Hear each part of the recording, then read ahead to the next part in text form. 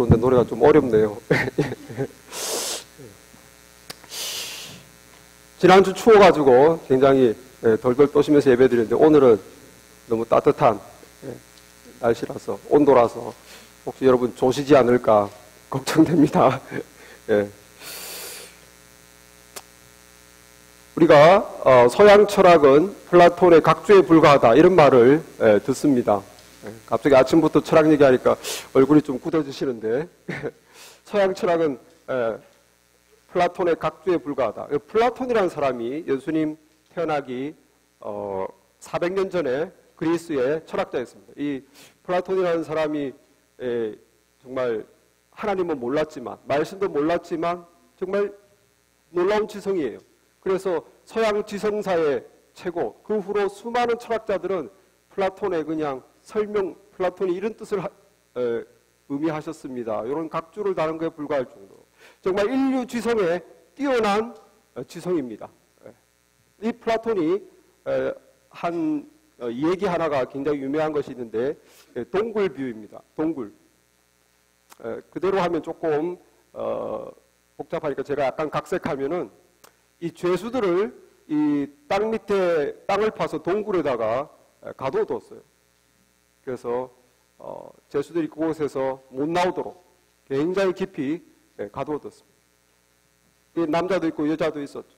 그런데 이 죄수들이 죽고 멸망해야 되는데 이 죄수들이 애를 낳고 거기서 이제 자손만대 거기서 사는 거예요. 땅 속에서. 빛도 없는 땅 속에서. 그 처음에 1대가 다 죽고 2대, 3대, 4대 지금 이제 지하 땅굴에서 이제 한 족속이 사는 거예요. 빛도 없이. 그런데 그 동굴 천장에서 빛이 하나 가늘게 이렇게 새어 나왔습니다. 그래서 동굴 벽을 비추죠. 그것이 유일한 빛입니다. 그 사람들은 손에 닿이지도 않고 높은 동굴 벽에 빛이 비추어지는데 한 번씩 그림자가, 한 번은 사자 그림자, 한 번은 토끼 그림자, 또 가끔씩 나뭇잎 그림자, 그림자가 한 번씩 싹 비춰지는 거예요. 그럼 이 사람들이 놀래가지고 그냥 캄캄한 세상에서 그냥 적응해서 살던 사람이 박쥐같이 그림자가 한 번씩 이렇게 벽에 나타나면 그것이 신으로 섬겼어요. 그래서 그것을 숭배하고 한 번씩 신이 강림한 걸로 생각해서 그 토끼 그림자, 다람쥐 그림자, 나뭇잎 그림자를 그렇게 섬겼습니다. 그렇게 이렇게 쭉 살고 있는 차에 한 사람이 자기 할아버지 때부터 들은 말을 생각하는 거예요. 사실 우리가 지금 이 살고 있는 세상이 본래 우리가 살던 세상이 아니다. 우리는 땅 밖에서 살고 있었다. 우리 여기는 지금 우리가 불행하게 지금 살고 있지. 다른 세상이 있다. 밝은 세상이 있다. 우리가 한 번도 보지 못한 밝은 세상이 있다. 그걸 할아버지로부터 들은 것을 기억한 한 사람이 뭔가 그럴 것 같은 거예요. 그래서 이 사람이 정말 목숨을 걸고 땅끝을 향해서 떠납니다. 그 땅굴 속에서 땅끝이라는 것은 그냥 한 번도 안 가본 곳을 향해서 가는 거죠. 그래서 손을 더듬으면서 계속 미래를 알지 못하고 또 다른 세상을 향해서 나가기 시작했어요. 이 사람이 용기를 내었어요. 맨날 며칠 굶주리고 그렇게 못 먹고 그렇게 생명이 왔다 갔다 하는 그런 지친 상태에 마침내 이 사람이 다 죽어가는 차에 소리를 들었어요. 시냇물 소리였습니다. 난생 처음 듣는 소리. 시냇물 소리를 듣고 뭔가 이제 또 다른 세상에 가까이 와 있다. 믿음이 생기는 거예요. 그래서 손톱으로 막 그 벽을 긁고 땅을 파가지고 마침내 빛의 세계로 뻥! 그 벽을 뚫고 나왔어요. 근데 이 사람이 어떻게 됐겠습니까? 한평생 깜깜한 세상에 살다가 갑자기 빛으로 나오니까 아무것도 안 보이죠. 24시간 동안 맹인이 돼버렸어요. 아무것도 안 보이는데 서서히 이제 빛이 눈에 들어오는 거예요. 그런데 이게 웬일입니까?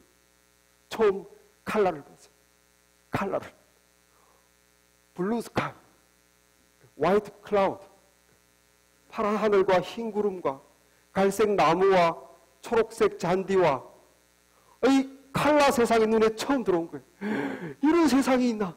깜짝 놀랐어요. 잔디를 보니까 다람쥐가 뛰어다니는 거예요. 어디서 많이 봤던 거야. 생각해보니까 그림자로만 봤던 그 다람쥐가 살아서 돌아다니네. 아니 이게 무슨 일인가. 자기들이 신으로 섬겼던 이분들은 그림자가 뭔지도 몰랐죠. 그냥 그런 신이었는 줄 알았는데 이게 살아 돌아다니는 생물이었습니다. 좀 있으니까 사슴이 뛰어다닙니다. 사슴도 그림자로 봤던 거예요. 나뭇잎이 바람을 타고 떨어지는데 그것도 그림자로 봤던 겁니다. 이 사람이 실체를 접했어요. 실체를. 허상에 살다가 칼라 세계, 진짜 실체, 그걸 접했습니다. 와, 내가 세상 헛살았군. 그러면서 이 사람이 땅 속에 있는 누구를 생각했습니까? 자기 가족을 생각했겠죠. 자기 동족을 생각했죠. 너무 불쌍한 거예요. 거기서 그냥 대대손손 그것이 세상인 줄 알고 그것이 다인 줄 알고 그렇게 그냥 땅굴 속에서 사는 자기 동족이 너무 불쌍한 거예요. 안 되겠다. 내가 다시 한번 목숨을 걸고 내 가족에게로 돌아가자. 이 소식을 전해주자. 칼라 세상이 있다. 실체가 있다. 우리가 믿고 있었던 것이 사실 실체가 아니고 그림자였다. 이 사람이 다시 목숨을 걸고 자기 가족이 있는 곳으로 가려고 땅굴로 다시 들어갔습니다. 다시 더듬더듬 몇 날 며칠을 못 먹고 헤매고 하다가 마침내 자기 가족에게 돌아왔어요. 여러분 제가 좋은 소식을 전해주겠습니다. 우리가 살고 있는 세상 이게 다가 아닙니다. 실체는 따로 있습니다. 칼라 세상이 따로 있습니다. 여러분이 보고 있는 저거는 다 허상 그림자입니다. 실제가 있어요. 제가 보고 왔습니다. 사람들이 뭐라고 그랬겠어요? 미쳤다. 몇 주 동안 안 보이더니만 얘가 어디 가서 뭘 하다가 돌아와가지고 미쳐서 돌아왔다. 결국 사람들이 그 사람을 땅굴도 감옥인데 거기서 감옥을 만들어 놓고 죽여버렸다 하는 플라톤의 동굴 비유가 있습니다. 물론 제가 많이 각색했지만 저 얼마나 참 플라톤이 대단한지 모르겠어요. 복음도 모르고 하나님도 모르는 사람이 참 그런 이 인생과 세상을 통찰하는 능력이 얼마나 뛰어납니까? 그죠? 우리 사람들은 세상이 어떻게 시작됐는지 알지 못합니다. 그냥 태어나 보니까 세상이 있었어요. 그리고 삽니다. 이 세상에 뭐 누가 지은 것도 아니고 세상에 뭐 옛날부터 있은 것이다. 그냥 우리는 이렇게 살아가는 것이다. 이렇게 살아가면서 서로 경쟁하면서 좀 더 이기는 사람은, 좀 더 공부 많이 하고 무슨 조합을 좋은 사람은 편하게 사는 거고, 좀 더 경쟁에서 약간 떨어지는 사람은 좀 불편하게 사는 거고, 뭐 인생이 별게 아니다. 그렇게 해서 서로 편하게 살다가 불편하게 살다가 그냥 다 죽으면 끝이다. 아무도 우리를 기억해 주지 않는다. 인생을 살다 보면 한 번씩 기쁜 날도 있고 웃을 일도 있지만 전반적으로 인생은 피곤하다. 일하지 않고는 살 수 없는 평생 일하고 전반적으로 피곤한 이 인생, 죽으면 그냥 사라지고 어느 누구도 우리를 기억해 주지 않고 그냥 몇천 년 전에 또는 몇백 년 전에 한 7, 80년 살았던 한 인생, 그리고 아무것도 없다. 그게 우리가 사람들이 생각하는 인생입니다. 그런데 오늘 읽은 이 본문에서 실체를 보여주는 거예요. 실체를.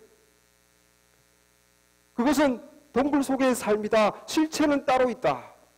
이 세상이 그냥 저절로 있는 것이 아니고 우리가 그냥 우연히 떨어진 것이 아니고 세상은 하나님이 창조하셨다. 하나님이 창조하셔서 처음에는 칼라 세상이고 밝은 세상이고 행복한 세상이었다는 거예요. 원래는. 그리고 예수님께서 하나님이 세상을 창조하실 때에 모든 생명체에 생명을 불어넣은 분이 바로 예수님이었다. 예수님이 생명체에 생명을 불어넣었다는 거예요. 2절 말씀에 그가 태초에 하나님과 함께 계셨고 만물이 그로 말미암아 지은 바 되었으니 지은 것이 하나도 그가 없이는 된 것이 없느니라. 그 안에 생명이 있었으니. 그런데 뭐가 문제입니까? 모든 것이 좋았어요. 특별히 인간을 귀하게 창조했습니다. 그런데 인간이 죄를 범했다 하는 거죠. 죄를. 하나님을 대적하여 하나님의 법을 어기고 죄를 범했습니다. 그러므로 말미암아 하나님께서 말씀하셨던 대로 정령 죽으리라. 네가 이 실과를 따먹는 날에는 정령 죽으리라. 네가 무엇이든지 먹고 무엇이든지 할 수 있으나 이것만큼은 나를 기억하고 지켜야 한다. 그러나 지키지 않아서 어떻게 됐습니까? 정령 죽으리라는 말씀대로 인류에 죽음이 왔어요. 죽음. 죽음이란 것은 하나님이 창조한 게 아닙니다. 하나님의 법을 어김으로 하나님을 떠나게 된 결과예요. 인간이 하나님을 떠났기 때문에 죽음이 온 것입니다. 원래 죽는 것은 없었어요. 아픔도 없고 슬픔도 없었습니다. 그것은 다 허상이. 그래서 하나님을 떠난 인간의 죽음이 와서 먼저 영적으로 죽는 거예요. 그 다음 인간은 영적으로 죽었기 때문에, 영적인 기능이 정지됐기 때문에 하나님이 있는지 모릅니다. 하나님이 계신지, 그런 하나님과 하나님을 잊어버린 삶을 살게 되죠. 땅에서 우리가 꽃을 뽑으면 사실 생명의 근원인 땅을 떠나는 순간 꽃은 죽은 거예요. 존재적으로. 그러나 몇 시간 동안 시드는 기간이 있죠. 몇 시간이 지나면 이제 완전히 죽습니다. 마찬가지로 우리 인간도 하나님을 떠난 영혼, 하나님을 떠난 채 태어난 우리는 영적으로 사실은 죽어 있는 거예요. 죽음을 향해서 7, 80년 달려가는 것입니다. 그러다가 시드는 기간, 육체가 시드는 7, 80년이 지나면 그냥 같이 죽어버리는 거죠. 몸이. 그것이 우리 인류에게 온 현실입니다. 영적인 실체예요. 그러나 하나님이 원래 창조한 세상에는 죽음이 없었습니다. 죽음이 없었어요. 인생들은 하나님께 이제 돌아가야 됩니다. 본래 하나님이 창조한 세상으로 돌아가야 됩니다. 그래서 땅밖에 계신, 실체에 계신 예수님께서 인간으로 세상으로 오신 거예요. 오셔서 우리에게 알려준 겁니다. 영적인 실체를. 인생이 원래 이렇게 살게 된 것이 아니다. 하나님을 떠나서 이렇게 살고 있다. 이제 다시 하나님께 돌아가면 된다. 내가 하나님께 돌아갈 수 있도록 죄의 문제를 해결하기 위해서 왔다. 내가 온 것은 섬김을 받으려 함이 아니요 섬기려 하고 내 목숨을 많은 자의 대속물로 주려 합니다. 하나님은 아직도 인간 영혼을 사랑하신다. 너희들을 사랑하신다. 하나님께 돌아가야 된다. 하나님께 돌아가면 하나님의 자녀로서 하나님이 원하시는 본래의 삶, 하나님이 창조하셨던 본래의 삶에서 우리가 하나님과 함께 살 수 있다. 그것이 하나님이 간절히 원하는 바고 그것을 위해서 내가 왔다. 그게 예수님이 땅속에 있는 인류에게 와서 어둠 속에 살고 있는 우리에게 와서 전해준 메시지입니다. 믿으십니까? 하나님이 세상을 이처럼 사랑하사 독생자를 주셨으니 누구든지 저를 믿는 자마다 멸망치 않고 영생을 얻게 하려 하심이니라. 하나님이 사랑하셔서 나를 보내셨다. 그러므로 내가 곧 길이요 진리요 생명이다. 나로 말미암지 않고는 하나님 아버지께 돌아갈 자가 아무도 없다. 나를 받아들이고 내가 누군지 믿고 그리고 내가 하는 말을 믿어라. 하나님에 대해서 본래 인생에 대해서 내가 설명해 주는 말을 믿어라. 믿으면 너희가 하나님의 자녀가 되는 권세를 받는다. 그것이 복음입니다. 이 말을 듣고 사람들이 어떻게 반응했을까요? 예수님이 와가지고 이렇게 말했을 때 사람들이 어떻게 반응합니까? 오늘날 사람들은 무슨 그런 말도 안 되는 소리를 하는, 우리가 예수에 대해서 잘 알고 있다. 그는 2000년 전에 이스라엘 베들레헴이라는 곳에 태어났고 그 아버지는 요셉이고 그 어머니는 마리아다. 한 30년을 그 아버지 요셉 목수일을 하셨는데 그 아버지 목수일을 열심히 도와드리는 착실한 청년으로 잘 살다가 결혼도 하지 않고 한 30쯤 돼가지고 집을 나와가지고 갑자기 자기가 하나님의 아들이라고 갑자기 외치면서 동네를 막 돌아다니면서 갈릴리의 나사렛 동네를 돌아다니면서 사람들을 끌어모았다. 그래서 12명이 그 예수라는 사람을 쫓아다녔는데 가끔씩 기적도 일으키고 그래가지고 사람들이 그냥 왕으로 세우려고 막 한때 크게 이스라엘 지역을 선동하던 신흥 종교 지도자다. 신흥 종교, 유태교가 아니라. 그러니까 유태교를 믿고 유태교를 지도자였던 바리새인들이 이 예수님이 스스로 메시아라고 그러고 자기가 하나님의 아들이라고 그러고 자 이것이 하나님이 원하는 삶이라고 그러고 이것이 구원의 길이라고 그러고 나를 믿으라고 그러니까 종교 지도자인 바리새인들이 예수님을 십자가에 죽도록 로마에 꼬드겨서 마침내 로마의 빌라도에 의해서 십자가에서 처참하게 죽은 불행한 종교가였다. 그것이 동굴 속에서 사는 인생들이 설명하는 예수님입니다.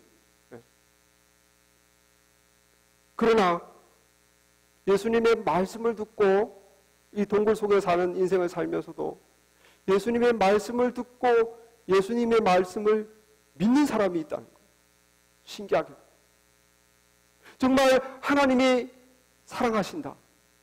하나님이 인생을 동굴에서 밖으로 꺼내기를 원하신다. 내가 그 일을 하기 위해서 왔다. 이거를 정말 믿고 받아들이는 인생들이 있다는 것입니다. 그들은 육체적으로 태어난 자들이 아니고 하나님의 성령에 의해서 태어난 거듭난 사람들. 그리고 영적인 실체를 진리를 믿고 받아들이는 사람.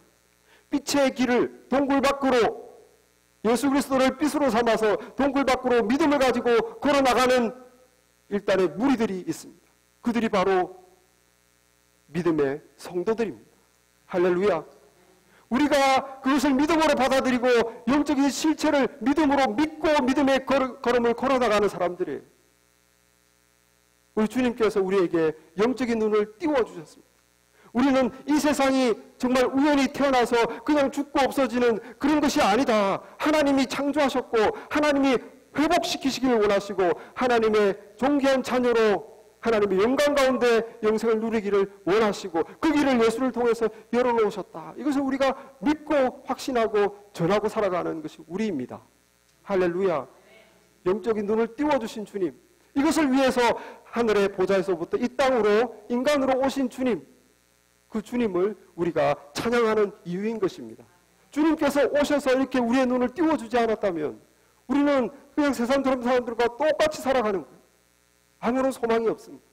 그냥 이렇게 살다 그냥 가는 것이야. 도마가 부활하신 주님을 보고야 그 앞에 무릎을 꿇고 주님께 고백하지 않았습니까? 나의 주님, 나의 하나님이시니이다. 도마가 3년이나 예수님을 쫓아다녔는데 예수님이 하나님이라는 사실, 하나님의 아들이라는 걸 믿지 못했어요. 기적을 봤지만, 가르침을 들었지만 설마 하나님의 아들이랴, 설마 하늘에서 내려온 사람이랴. 그러나 부활하신 주님을 만져보고서야, 손을 넣어보고서 그 못자국난 구멍, 손바닥의 구멍을 보고서야 엎드려서 나의 주님, 나의 하나님입니다. 도마가 고백했듯이 우리가 고백하는 사람인 줄 믿습니다. 할렐루야. 우리는 영적인 눈을 뜨고 큰 복을 받은 사람들. 미국 선교사가 아프리카 오지에 가서 그 복음을 전하려면 참 희생을 많이 해야 됩니다. 자기가 이렇게 살고 있는 좋은 집, 환경 다 버리고, 직장 버리고, 그 전기 없는 곳에 가서, 그 에어컨 없는 곳에 가서, 또 그 벌레들에 의해서 말라리아 같은 전염병 많은 곳에 가서 복음을 전하는 엄청나게 큰 희생이죠. 마찬가지로 하나님이신 예수님이 인간으로 되어 온다는 것은 굉장히 큰 희생입니다. 하나님은 시간과 공간의 제약을 안 받는 분이에요. 그런데 인간으로 몸으로 오면서 공간의 제약을 받아요. 몸이 여기 있으면 밖에는 없는 것이죠. 하나님이 생명을 창조하신 예수님께서 인간으로 오시면서 제약되셨습니다. 공간에 제약되셨죠. 시간에 제약되셨죠. 그리고 예수님은 아셨어요. 내가 내려가면 사람들이 나를 받아들이지 않을 것이다. 내 말을 듣지 않을 것이다. 그리고 나를 죽일 것이다. 다 알면서도 온다는 것은 굉장한 큰 희생입니다. 왜 그러면 오셨을까? 굳이 왜 오셨을까? 오늘 9절 말씀에 참빛 그 세상에 와서 각 사람에게 비추는 빛이 있었나니 그가 세상에 계셨으며 세상은 그로 말미암아 지은 바 되었으되 세상이 그를 알지 못하였고 자기 땅에 오매 자기 백성이 영접하지 아니하였으나 그러나 영접하는 자가 있기 때문에 오셨습니다. 영접하는 자, 곧 그 이름을 믿는 자에게는 하나님의 자녀가 되는 권세를 주셨으니 이는 혈통으로나 육적으로나 사람의 뜻으로 나지 아니하고 오직 하나님께로부터 난 자들이니라. 하나님께로부터 난 자들이 있기 때문에 오신 거예요. 내 말을 듣고 나를 받아들이고 하나님의 자녀가 될 사람, 하나님께로 돌아올 영혼이 있기 때문에 오신 것입니다. 그 영혼을 향한 하나님의 사랑 때문에 오셨습니다. 사랑 때문에. 일전에 제가 한번 말씀드렸는데 딸을 잃은 한 미국 아버지가 자기의 10대 딸을 찾기 위해서 자기가 다니던 직장을 그만두고 2년을 찾아 헤맨 스토리가 있습니다. 그 10대 딸 아마 부인과는 헤어지고 그 딸과 같이 살았나 봐요. 하나밖에 없는 딸을 찾기 위해서 티셔츠에다가 티셔츠 앞면에 딸의 그림을 새기고 또 뒷면에 딸의 얼굴, 앞면에 딸의 얼굴, 뒷면에 딸의 얼굴을 탁 사진을 박아서 그리고 자전거를 타고 전국 방방곡곡을 헤매면서 딸을 찾아 헤맨 아버지가 있었습니다. 결국 미국에서 찾지 못하고 유럽까지 갔어요.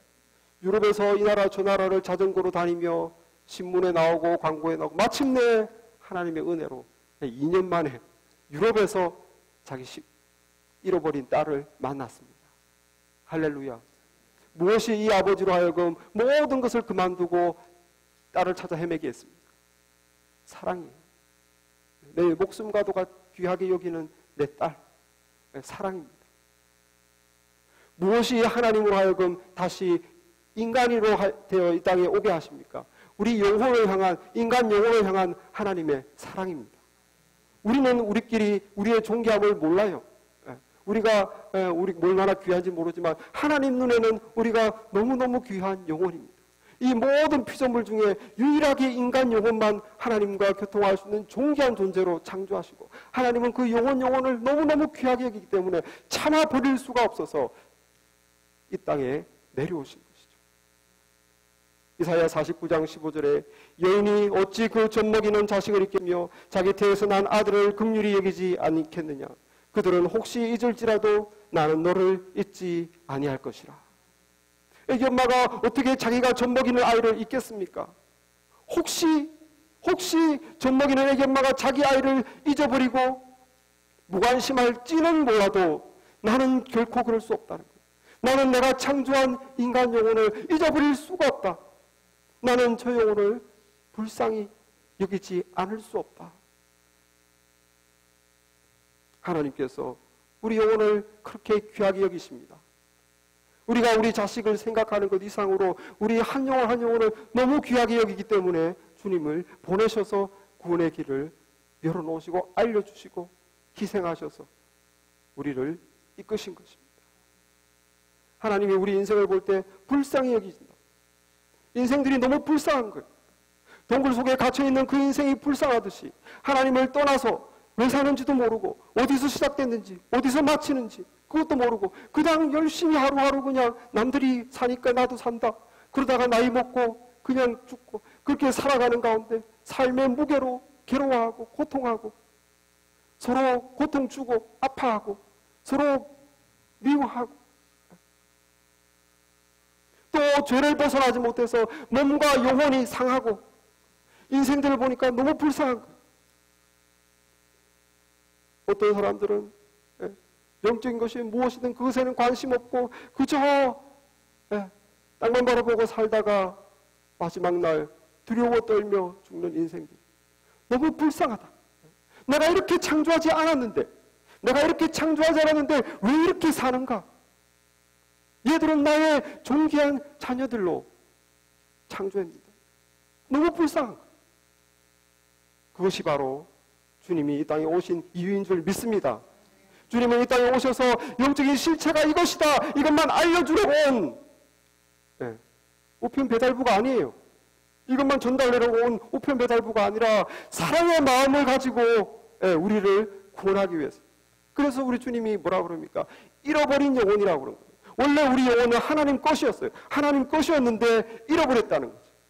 그래서 하나님이 다시 찾기 위해서 주님을 보내신 것입니다. 주님이 오셔서 내가 온 것은 인자가 온 것은 잃어버린 영혼을 찾아 구원하려 함이니라. 하나님께서 잃어버린 영혼을 다시 찾기를 원하시는 거죠. 주님이 오신 것은 사랑 때문. 그래서 오늘 14절에도 보면 말씀이 육신이 되어 우리 가운데 거하심에 우리가 그의 영광을 보니 아버지의 독생자의 영광이요 은혜와 진리가 충만하더라. 은혜는 사랑입니다. 사랑과 참된 진리, 우리에게 이 영적인 진리, 실제 삶, 시작과 끝, 진리가 충만하시며 우리를 향한 안타까움과 불쌍히 여기는 그 은혜와 사랑, 그것이 충만하더라. 할렐루야. 주님이 그 하늘 영광 버리고 이 땅에 내려온 것을 성육신이라고 해요. 성육신. 하나님이 육신을 입고 내려오셨다. 그럼 자기를 버려야 되죠. 희생해야 됩니다. 선교사들도 마찬가지. 여기서 이렇게 누리고 살면서 아프리카 같은 데 간다는 것은 성육신하는 삶입니다. 자기를 성육신하는 거예요. 자기의 모든 누릴 수 있는 걸 다 버리고 저 무지한 곳으로, 저 소망 없는 곳으로 복음의 빛을 가지고 간다. 성육신의 삶이죠. 우리나라에 오신 이 세뮤엘 무어라는 이 선교사님 가정입니다. 이분이 32살에 1892년에 우리나라에 왔죠. 그때 아들 셋을 데리고 오셔가지고 1906년까지 14년간 사역하시고 46세의 젊은 나이로 돌아가셨어요. 아주 젊은 나이에 돌아가셨는데 정말 조선을 너무너무 사랑하셔서 미국에서 대학 나오시고 대학원 나오시고 내가 저 무지한 조선 땅에 가서 복음의 빛을 전하리라. 이 안락한 미국을 떠나서 그때 당시에 1800년대 말에 조선 땅이 얼마나 못 살았습니까? 정말 무지무지한 그 나라에 가서 오신 분이 와서 한강에다가 기쁜 소식이라는 간판을 붙여놓고 나룻배를 타면서 한강을 오르락 내리락 3년을 오르락 내리락 하면서 그 한강을 지나가는 사람들 전도했어요. 그래가지고 예배 초소를 25개를 세웠습니다. 그런데 이분이 보니까 정말 조선에 와서 조선을 너무 사랑하고 정말 조선 사람 같이 살았어요. 그때 똑같이 그런 평민들 옷을 입고 김치 먹고 밥 먹고 똑같이 살고 마침내 자기 목숨까지 준 분인데 이분이 보니까 조선 땅이 너무 이 복음에 안 들어가가지고 무지하거든요. 이 사회를 보니까 양반, 평민, 쌍놈 이래가지고 사회가 딱 나눠져가지고 특히 이 천민, 상놈들을 보니까 너무 불쌍해요. 정말 인간 이하의 삶을 살고 있거든요. 특히 그 상놈의 대명사가 백정입니다. 백정, 이 보처, 도살자. 그래서 짐승을 도살하고 제사 많이 드렸잖아요 옛날에. 이게 푸닥거리도 많이 하고 그때 돼지머리 자르고 닭 잡아주고 하는 그 도살자가 백정인데 백정이 천민 중에서도 제일 천민이에요. 그런데 이 조선시대 말에 너무 못 사니까 이 평민들이 많이 백정이 됐어요. 백정이 되면 나라에 세금을 안 내도 됩니다. 너무 이거는 사회에서 버려진 사람들이기 때문에 세금을 안 내도 잡아가지 않죠. 그래서 가난에 찌들린 평민들이 백정이로 많이 됐어요. 백정들이 많아졌습니다. 그래서 이 세뮤엘 무어 목사님, 선교사님이 우리 한국명으로는 모삼열이에요. 참 이름을 잘 정했다 싶더라고요. 세뮤엘 무어니까 모시고 세뮤엘, 삼열. 그래서 모삼열. 그래서 모삼열 선교사님이 되셨는데 이분이 보니까 이 특별히 그 백정들 자녀들 너무 불쌍한 거예요. 정말 복음이 없어서 사회가 어두운데 거기서도 촌대받고 짐승 이하의 삶을 사니까 이 백정들이 돈이 있어도 귀하집을 지으면 안 됩니다. 백정들 돈이 있어도. 그리고 가신이라고 이 평민들이 신는 그런 신발을 신어서도 안 돼요.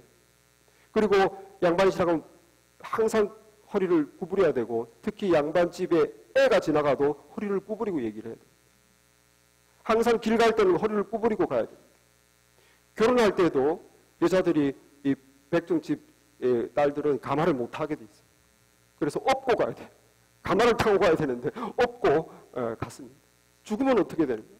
죽으면 이렇게 그 상녀가 나가야 되는데 백정들은 그렇게 할 수 없어요. 그 지게에다가 찌개에다가 시신을 얹어가지고 산에 올라가서 묻었습니다. 그렇게 정말 인간 이하의 취급을 받던 게 백정이에요. 가난 때문에 백정이 됐죠, 사람들이.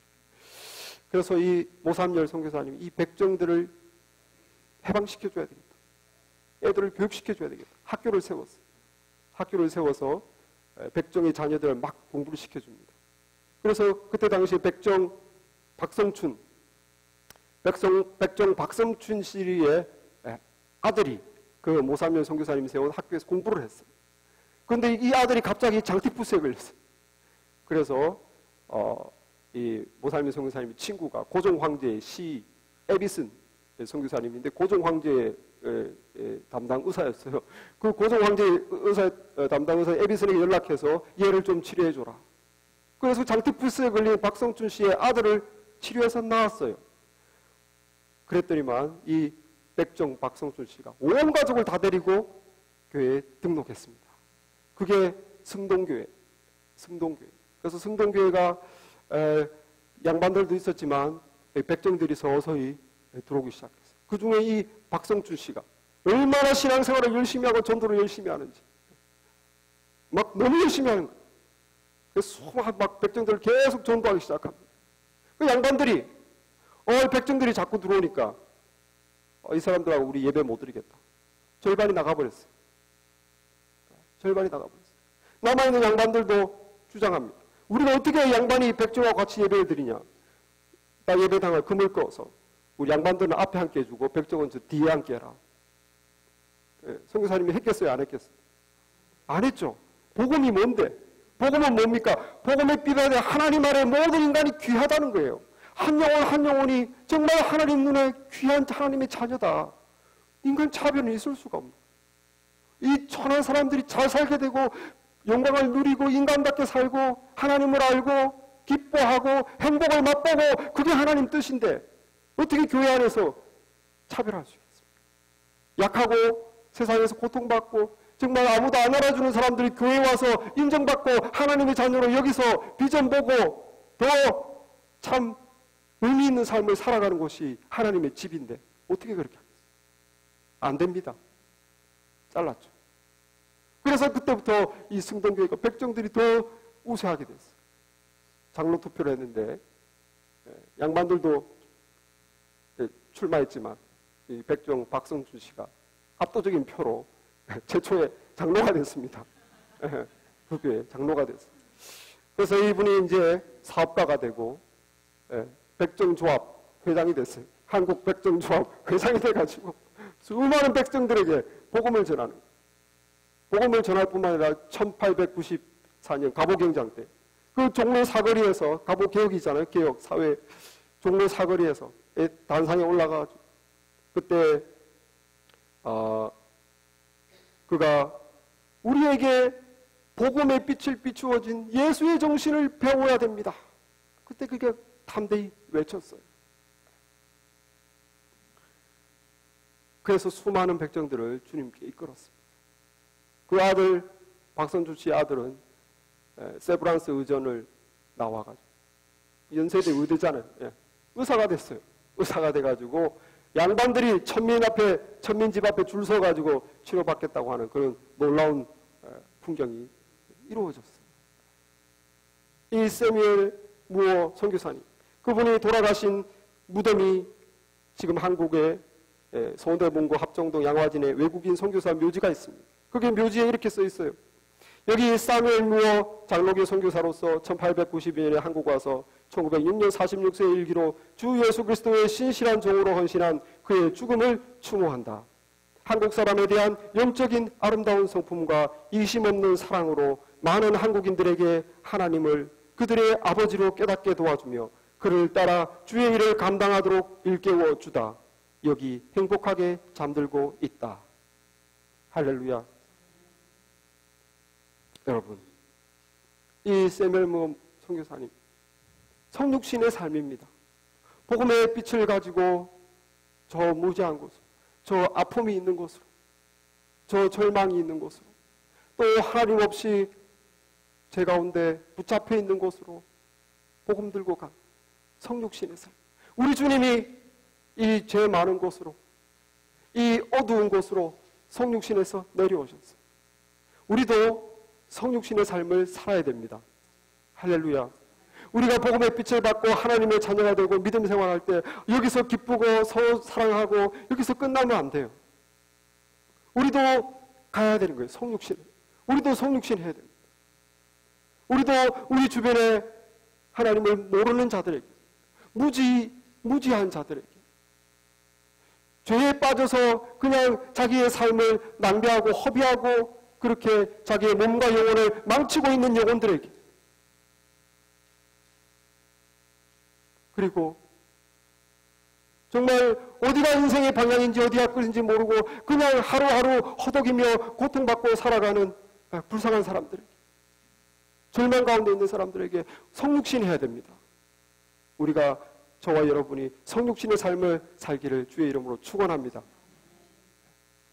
백정, 박성순치 같이 그가 복음의 빛을 받고 가만히 있지 않았어요. 주위의 백정들에게 가서 복음의 빛을 전하고 정말 하나님의 원하시는 삶을 살 수 있도록 도와줬습니다. 우리가 생명의 빛을 받았으면 우리도 백정, 박성순치 같이 세상에 나가서 생명의 빛을 비추는 저와 여러분 다 되시기를 주님의 이름으로 축원합니다. 기도하겠습니다.